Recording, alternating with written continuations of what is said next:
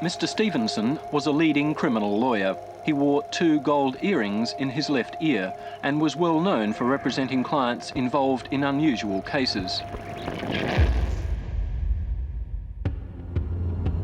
This story has all the salacious details that newspaper editors just love. A prominent gay criminal lawyer, Darren Stevenson, shot in the back of the head. The partially clothed body was frozen solid in a crouched position when police prized open the freezer about 5 o'clock last night. Detectives have been questioning a young man who was found in possession of the car. That young man was Zack, Darren Stevenson's young lover. The jury finds him guilty of murder and he serves 14 years in prison. Do you think that Zack pulled the trigger? Yes, I do. Do you think he put the body in the freezer? Yes, I do. But there's one problem. For 40 years, David has insisted he didn't do it. I did not kill Darren Stevenson. I played no part whatsoever in his murder. Now he wants my help to clear his name, and it will lead me into a terrifying world of abductions, killings and cover-ups that go to the highest echelons of South Australia. I always look at it from the point of view that the evidence given was just too perfect. As my investigation continues, I still have so many questions about this case, like how does a high school dropout end up with a high-flying legal in the first place? Yeah, he just approached me on the basis that I'd be really good to photograph as a model and if I'd be interested. What did 3 crucial witnesses see at the house on the night of the murder? What was in the garbage bag? Nobody knows. What was in the attaché case? Nobody knows. How did South Australia's chief forensic pathologist bungle key evidence, which may well prove David's innocence? If I were asked about the reliability of the formula, I would have said, in my opinion, it's bullshit. And my own hunt to track down a killer. He told me to back off and that I'd end up wearing cement boots.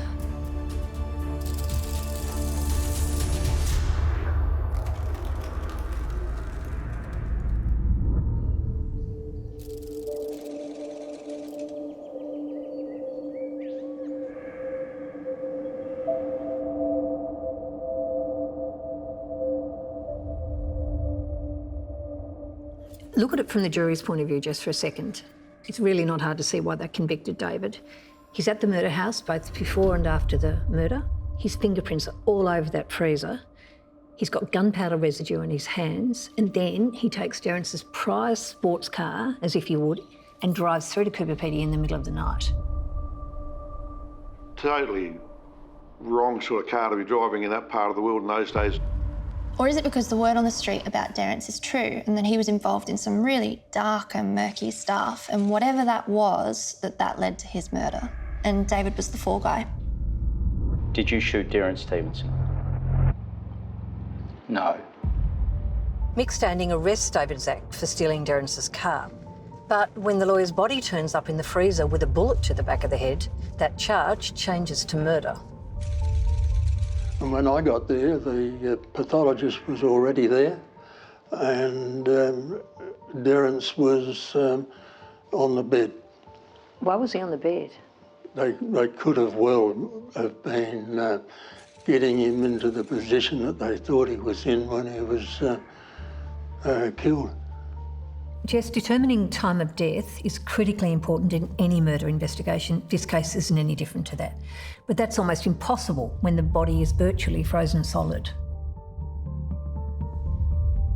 Pathologists had to wait until the body thawed before they could perform the post-mortem. What was the time of death? Any idea? No, we don't know yet.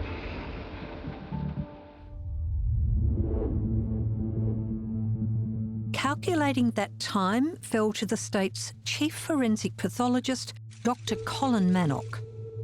The human brain is like blancmange. It's very soft, and it's impossible to carve. Tell me about Manock. Manock gave evidence that Derrance had been murdered between 4:45 to 8:45 p.m.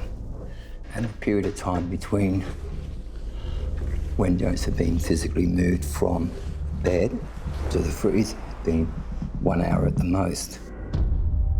This is where serious questions need to be asked, because since David's trial in 1979, the accuracy of Dr. Manock's work has been reviewed by his peers, and what they say is alarming.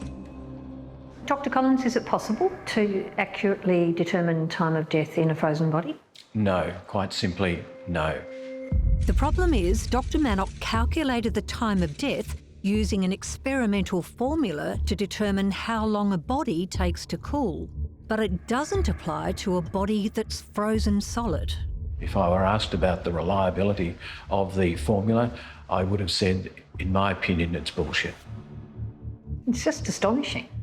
It's astonishing that the South Australian former chief forensic pathologist could, if the word you use, bullshit, to a jury. Do you believe that the conviction is now in doubt? I certainly do. There is absolutely no doubt about that. In a submission to the Parliament of South Australia, a consultant pathologist reviewing the case said that it was transparently obvious that the experimental conditions were not applicable to the circumstances of Darren Stevenson's death. What Dr. Manock did there was quite shocking. That's a really strong word, shocking, from one scientist talking about another one. How did he come to that time of death?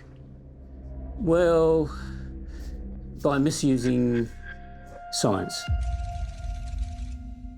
He chose to make an adjustment of 40% because that's what he thought sounded reasonable. And you're thinking, now wait a minute, you know, this is not science at all. This is actually an abuse of science. The effect of this mathematical bungle is that it throws open the time Derrance was killed and his body placed into the freezer.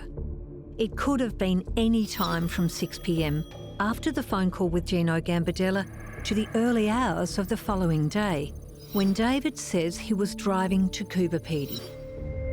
Now it's my turn to use the word shocking. Why would he do that? Well, he apparently just felt a compulsion to actually produce a result. You also have to wonder how many other cases Dr. Manock may have fumbled. Because for David, the botched forensic evidence is the basis for his forthcoming appeal. How quickly can we actually put it through the court? Appeals are dealt with very quickly now. There was a time they were not, but right now, you know, with a period of months, you can have it dealt with. Do you say that David is innocent? Or do you say that because he has had a flawed trial, that therefore he should be, in the eyes of the public, seen to be innocent? Whether I think he's innocent or not is completely irrelevant to what I'm doing. If the trial's flawed, you don't deserve to be convicted, and you are therefore technically innocent. How confident are you? The law's a very tricky master. I could be overconfident, but look, I wouldn't be doing it if I didn't think there were prospects of success, reasonable prospects.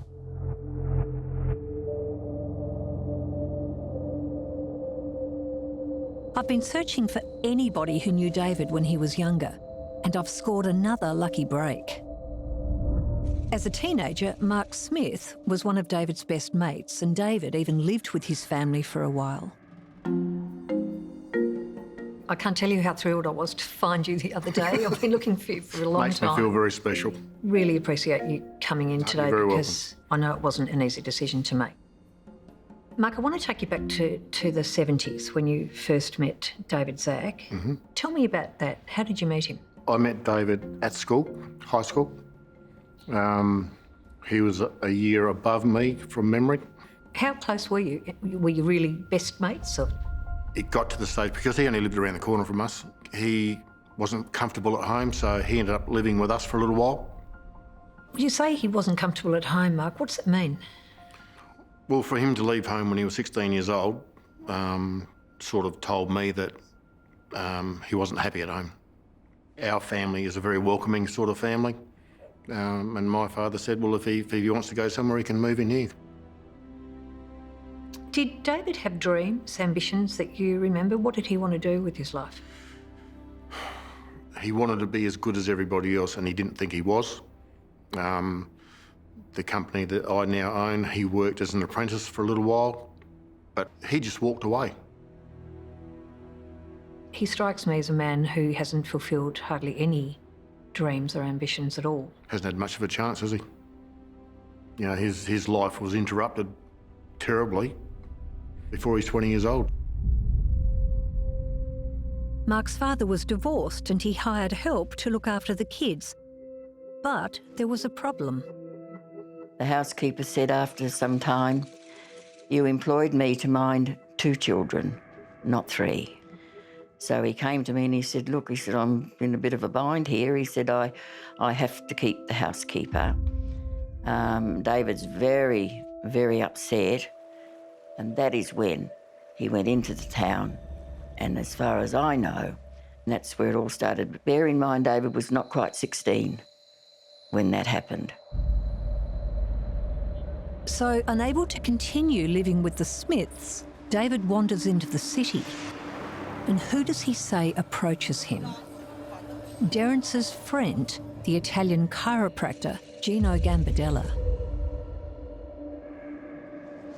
In 1976, I was 16. Yeah, well, you were the same age as me. Same age as you. There you go.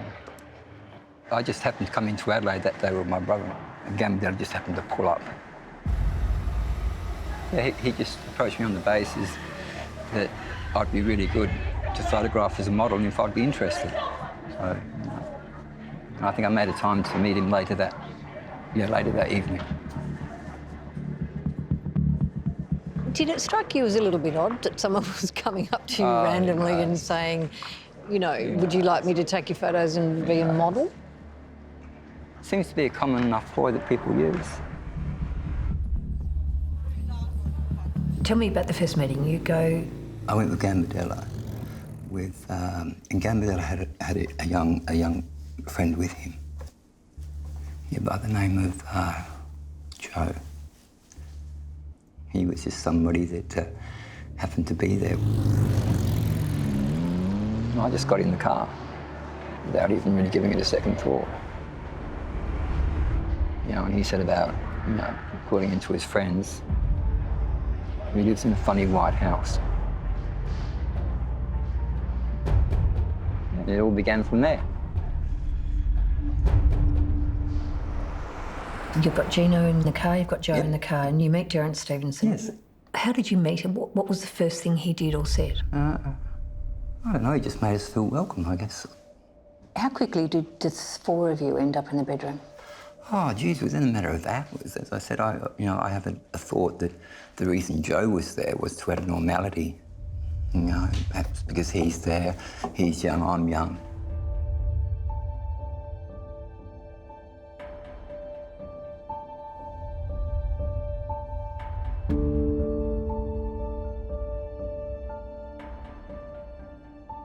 There's something not right about this.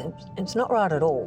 David, who was underage, says he was plucked off the street by this Gino Gambardella character, delivered to Darren Stevenson's door, and there was another young man there called Joe, and then they all promptly fell into bed together.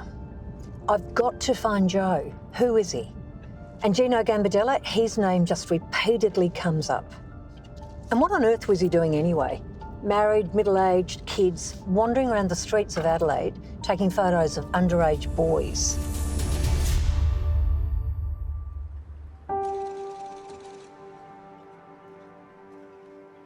David and I do share something in common, yeah. We both had partners who were murdered.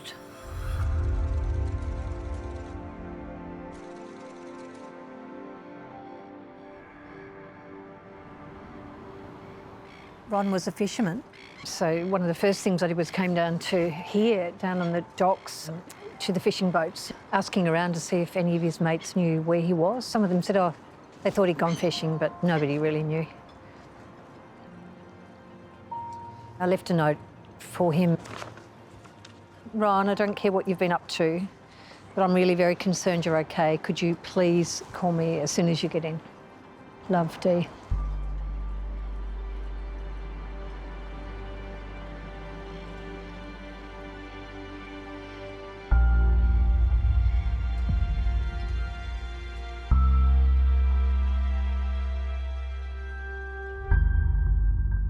You look at the look on his face. Yeah. He looks like a bushranger. Right from the beginning, I suspected that a guy called Stephen, who had owed Ron $8,000, and he was the last person that Ron was to see the day he disappeared, was involved somehow in his disappearance. I rang every pub pretty much on the east coast of Tasmania because he lived up there, and I couldn't remember what his last name was. I knew if I heard it, I'd know it. So I rang every pub looking for Stephen. Is Stephen in the bar? Stephen Brown, Stephen Smith was there, but the barmaids just laughed at me. I finally hit pay dirt. Oh, Stephen Smith's here, Stephen Brown, Stephen Standage. I said, that's him. That's him. We met in this pub, right here. He told me to back off and that I'd end up wearing cement boots.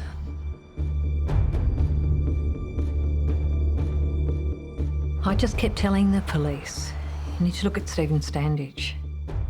You need to look at Stephen Standage. And every time he'd threaten me or I'd get phone calls in the middle of the night, can you imagine the fear?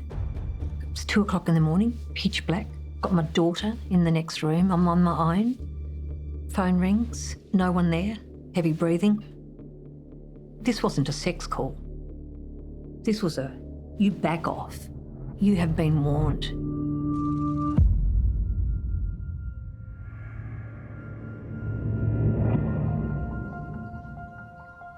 Adelaide is a really beautiful city, you know, the River Torrens that snakes right through the middle and the parklands around it and all the plays and the music and the theatre. But the city of churches is also known colloquially as the city of corpses.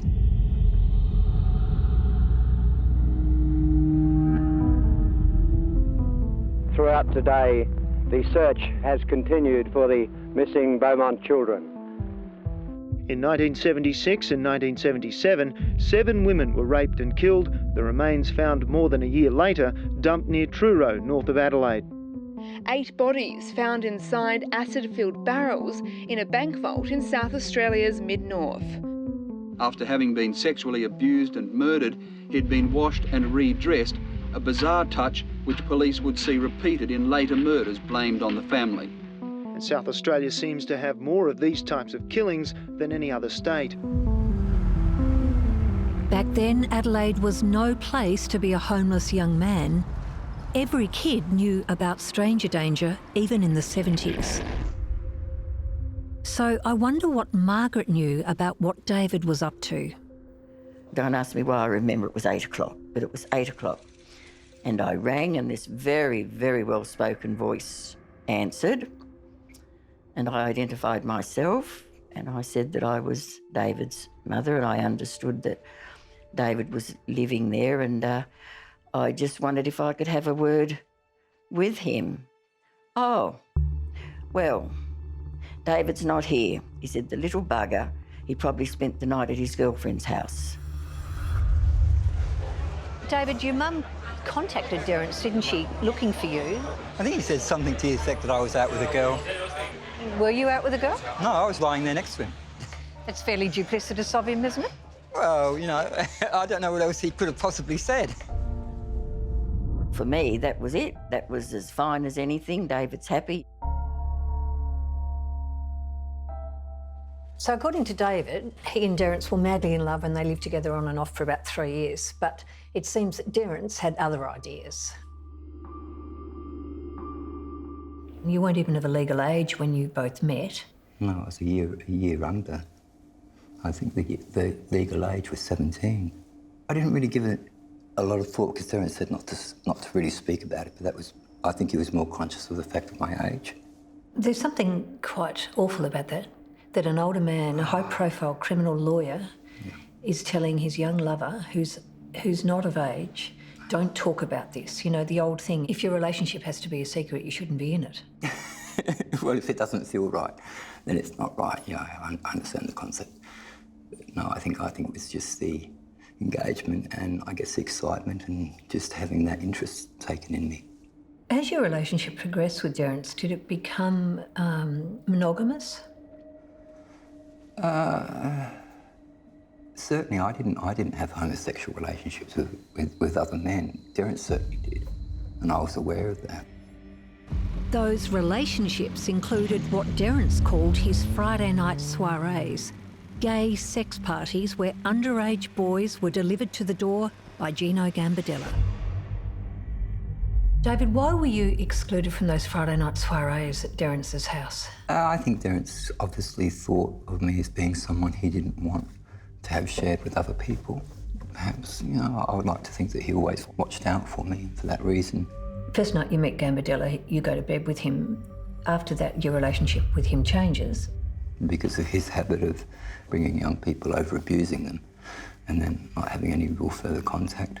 It's an interesting word you just used, abusing them. Mm-hmm. I'll use the word abuse because I later learned that Gambardella had a long history of such conduct. If Gambardella abused boys, then it must follow surely that Derrance did as well. Oh, most definitely. I can't separate one from the other.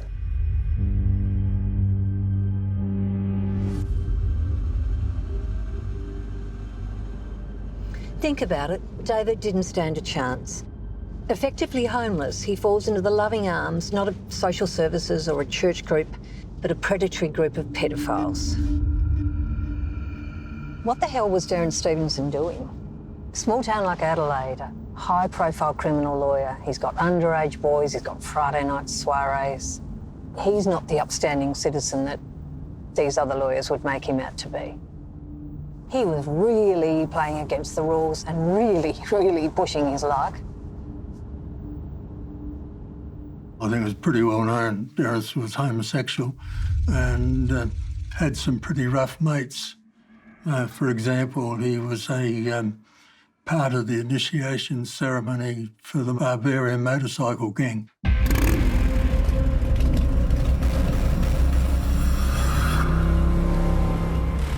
So you're talking about sexual initiations? Well, that was the way I took it. So how would that play out? Well, your guess is as good as mine on that. I don't think it takes much imagination to think what it would be, particularly as Derrance was a homosexual. I wonder just how far this rough play went, because now we're talking about violent outlaws from a motorcycle gang. I mean, they're hardly choir boys. Is it possible then this is what led to Derrance's murder? This is something of an indelicate question, but I've often wondered whether or not Darren Stevenson was in the act of having sex when he was murdered. He could have been lying down, he could have been standing up, he could have been sitting up, just having regard to the location and passage of the bullet through the brain. I can't be more definite than that. I suppose all I could say is that he certainly wasn't lying on his back. Would you be able to show me where the gunshot went into the skull and where it stopped? Yes, I can. The entry wound was at the back of the skull, just to the right of the midline. It passed basically horizontally, didn't exit the skull, but ended up outside the brain, just above the right eye socket. So in other words, a horizontal track. Was that the shot of an amateur or a professional? It may have been a lucky shot by an amateur. It's also equally consistent, if not more consistent, with being a shot by a professional. An execution? Yes, an execution. If you want to target somebody for Darren Stevenson's murder, and you've taken all the bits and pieces out and eliminated that, and the other, what are you left with in the middle? A bunch of bikies? Or a guy who procures young men for him? And why kill him and put him in the freezer? Stop the smell, stop detection. And seal the freezer down, so it won't be found. Execution What about style? taking all his clothes off? Sex? sex beforehand, well, now you've got somebody with a different motive. With so many people in the frame and now what appears to be a professional hit, I'm going to need some help.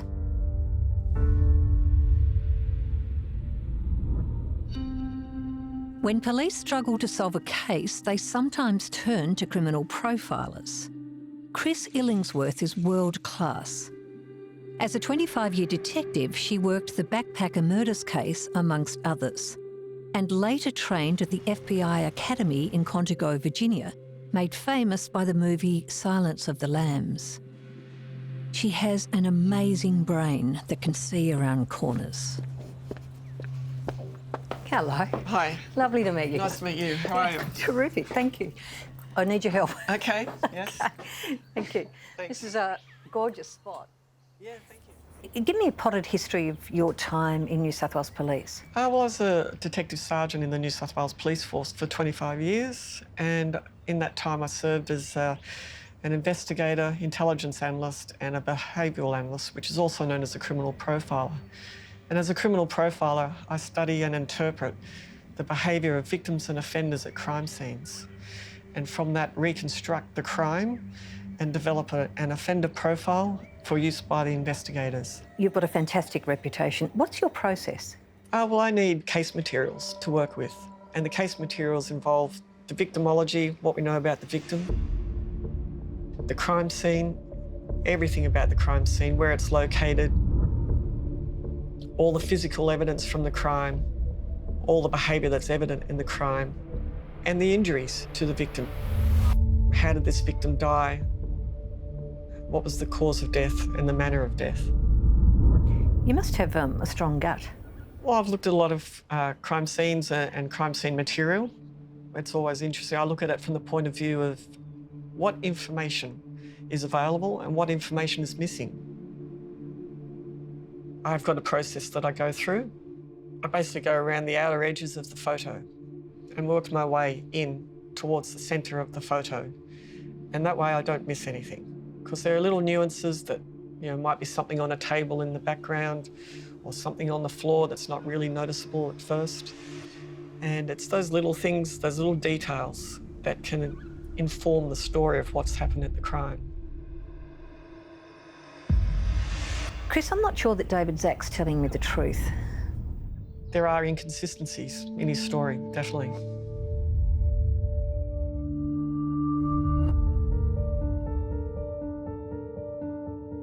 Oh, to be a fly on the wall inside Darren Stevenson's house. And we've had an architect draw up these plans in 3D. The stories that went on in there have now become urban legend, not just the murder, but all the other things that were going on at the time. It's really important that I talk to someone who bought that house after the murder. I've managed to track down one of the subsequent owners. It's an amazing get because she knew Derrance and David when they were together.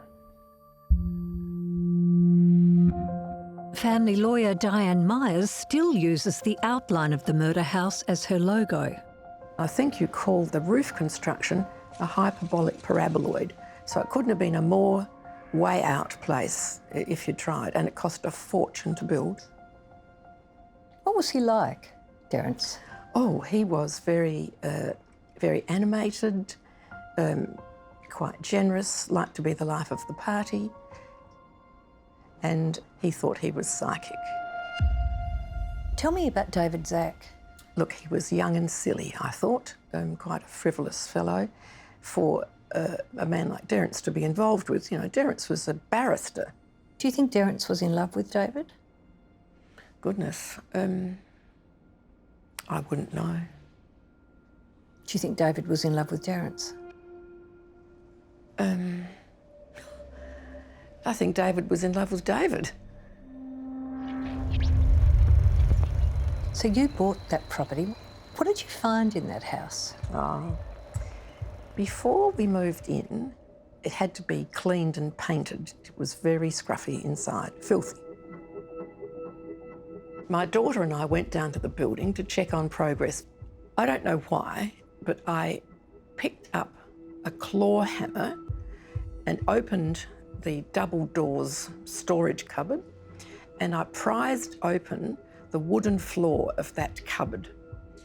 And there was a big hole in the ground underneath it. Why would Derrance have needed to have a hidey hole like that in a cupboard? I have no idea. We found a paper bag with a piece of tubing and what looked like a Bunsen burner sort of cylinder, and a prescription packet with some ampules in it that had been partially used. What was it? Some sort of a testosterone product. What was Derrance doing with testosterone? I don't know. What does any man do with testosterone? I don't know, my memory's not that long. You know the rumour and scuttlebutt about what was going on in Derrance's life? Yes. What do you think? I understood that he was a gay man and that he entertained other gay people there. I didn't know much more about it than that. Whatever the rumours and the real nature of Derrance's entertaining, according to David, things took a dark turn on the Saturday night before the murder, after they'd been to a nightclub called La Belle. What sort of place was it? Strip club? What, blokes? No, female strippers. Did he look to you like a man who was worried that in a day or so something terrible may happen to him? No, he certainly didn't seem distracted or preoccupied with other thoughts.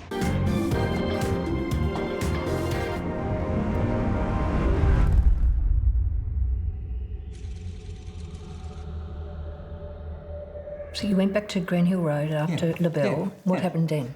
And then he got a phone call. The phone's ringing at what time in the morning? I would say about 1 o'clock.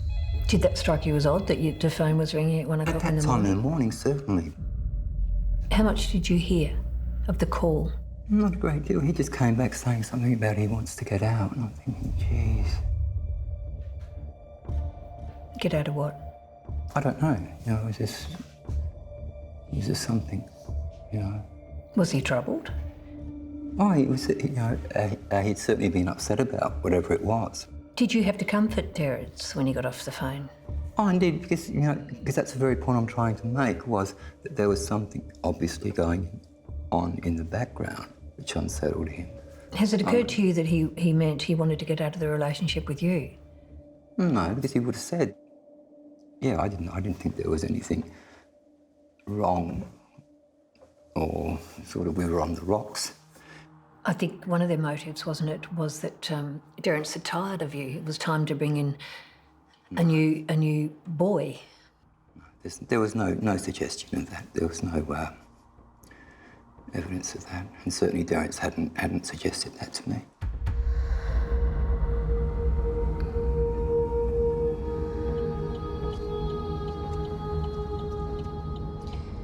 I mean, what was it exactly that Derrance wanted to get out of?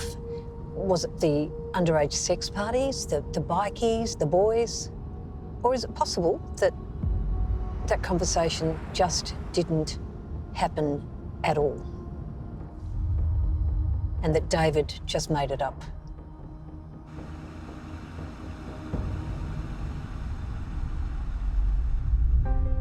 A clue may lie in Derrance's finances and other records, which Chris has now had a chance to comb through. And what they reveal is unsettling.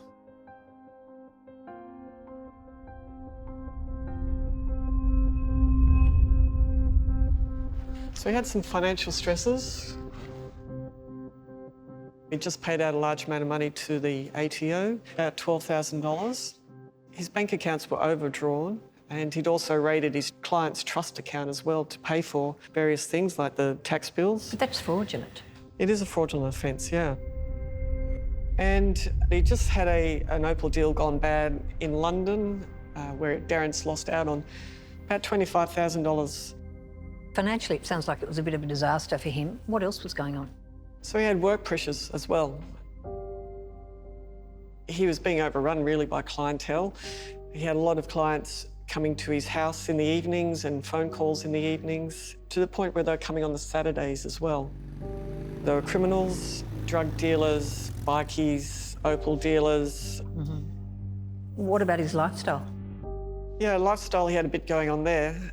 He was a bisexual man who would go out to a nightclub. That whole lifestyle nightclub thing was in his life. And there are reports that he was using drugs and alcohol.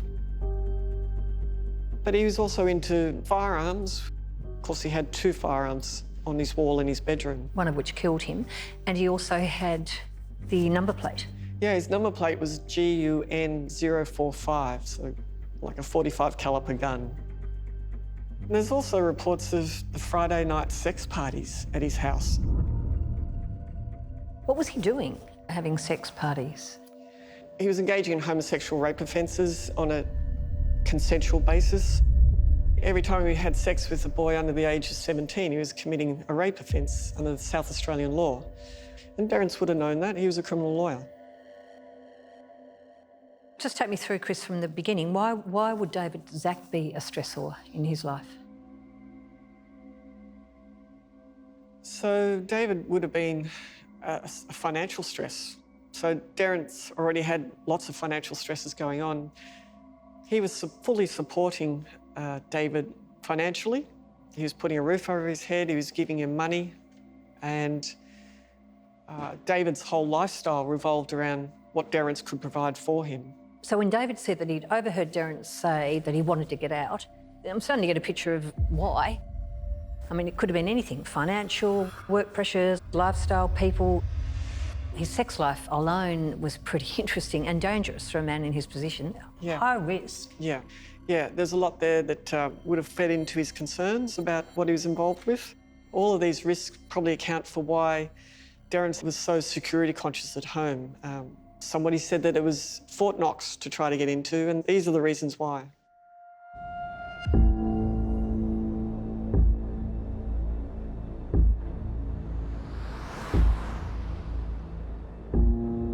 Although David says he was only briefly at the house during the critical hours when Derrance was believed to have been murdered, witnesses place him there at this time and hours afterwards.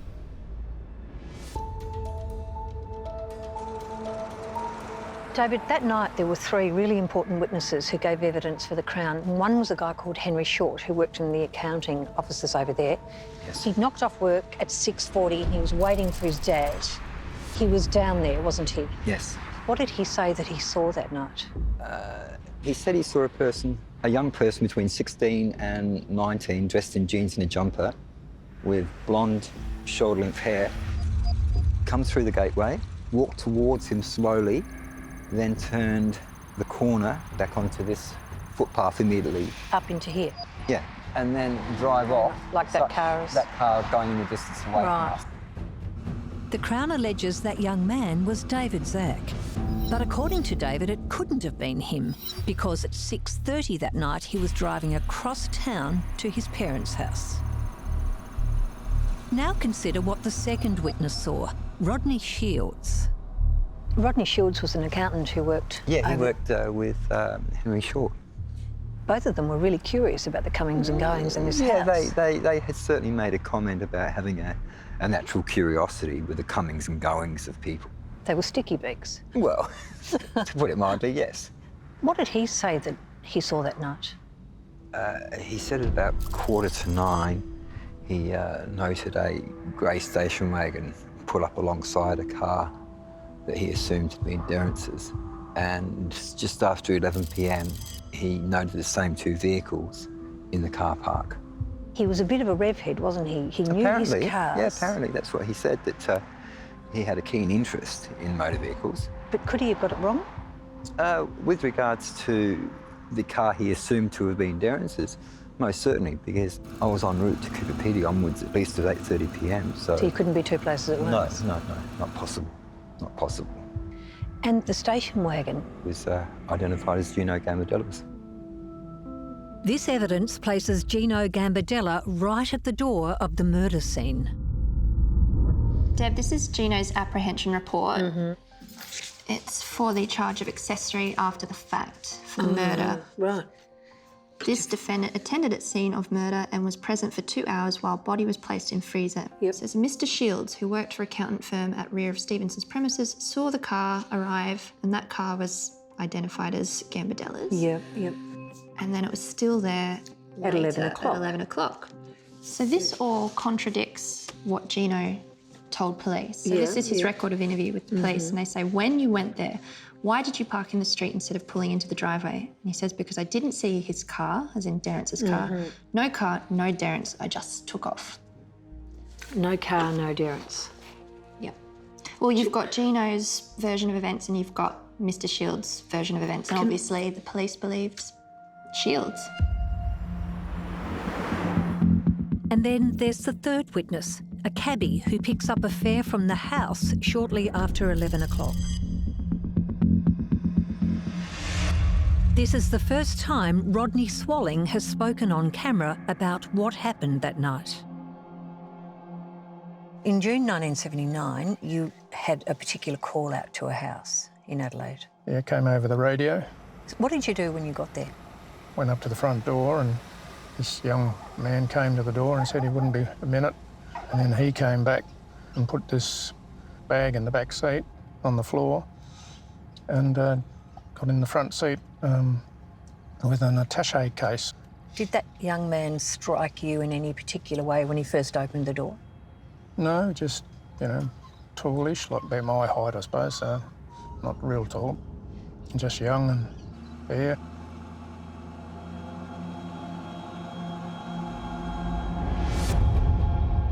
Where did you take him to? Where did he ask you to go? The end of Rundle Mall. So what happened when he got out of the cab? For some reason, I knew something was funny, and I looked in the back seat and saw this big bag. And I thought, whoops, he's left his bag behind.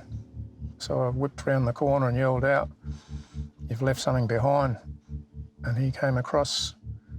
He said, "Oh, that's the most important part." And he took the bag and walked back across the road again. This mystery man then dumps the garbage bag in this car park bin. And despite an intensive police search, it's never found. What was in the garbage bag? Nobody knows. What was in the attaché case? Nobody knows. Do you have a look at this for me?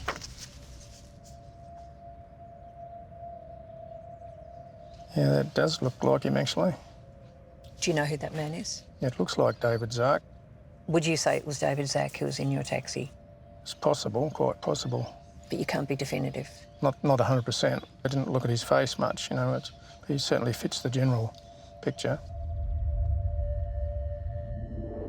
Chris, what do you think was in the attaché case and the garbage bags? Well, it's described as a soft pear shape, so it's soft material. There was a pillow missing so that's probably in there.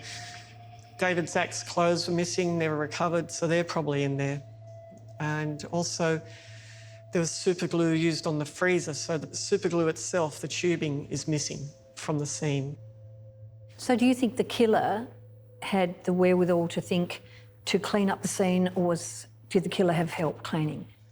I think it's a bit of both. There's obviously 3 or more people there at the scene. If it's David Szach who did this, then David Szach has contacted someone, it seems, to come and help. Do you think it's possible, Chris, that the person who came out of the house to get into the taxi was David Szach? No, I don't. David Szach had to go to Coober Pedy that night. David Szach had the car. Why would he get into a cab when he's got the car? A cab leads the police trail straight back to the house. It's risky. So Chris is convinced there are at least 3 people at the house in the hours after the murder. The drivers of the 2 cars and the mysterious young man in the taxi. And there's one more chapter to this story that takes place the following morning at the city's Legal Services Commission, which provides legal aid. At the time, Justin O'Halloran was one of the Commission's lawyers. Tell me about the young man who turned up at the Legal Services Commission. What was all that about? One of the receptionists, Miss Anne Shea, saw somebody outside waiting. She then said, "Have you got a lawyer acting for you at present?" And he said, "Yes, Darren Stevenson, but last time I saw him, he wasn't in a fit state to act for anybody."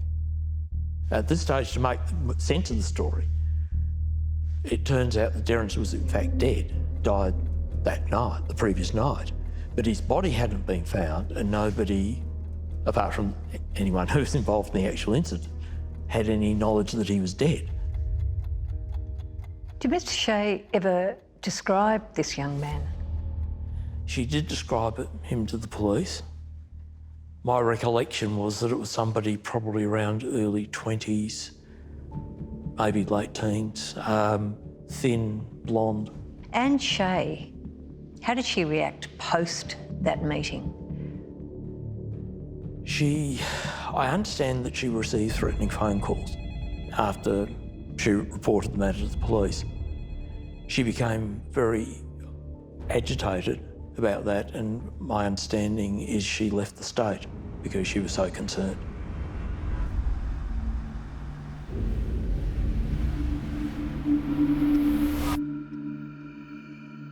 Although Justin isn't certain about this young man's identity, a lot of people believe they know who he is. It's widely believed that he's Alan Barnes, a young bloke who was murdered 2 weeks after Darren Stevenson, and his body turned up under a bridge in the Adelaide Hills. Barnes' body was discovered an hour's drive from Adelaide under this bridge at the South Para Reservoir.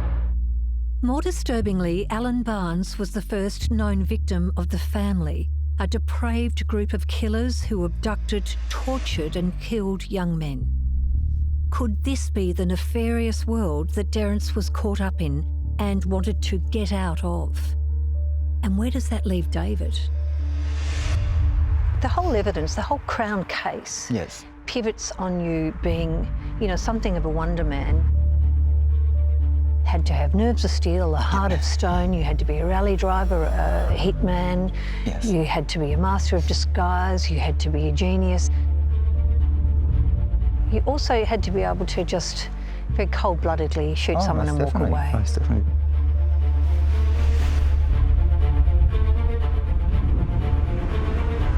Are you that clever? No, no, I'm just the person I am. What is it about this case, David? It's a mystery, isn't it? Too many mysteries, too many people. So many people. Yes, so many people. As my investigation continues, I have some big questions about David's trial. What was it about him that you didn't like? Did you find him slippery? I prefer the word difficult. Just what is it that David's not saying? Do you think that David Szach knows more than he's letting on? Maybe. I actually think he's protecting someone. Is the long-rumoured link between Darren Stevenson and the family really true? What happened to these boys is just a festering sore in this city. These people need to be exposed. And I learned the heartbreaking truth about my own partner's fate. I've always thought it was the most cowardly act to shoot a man in the back.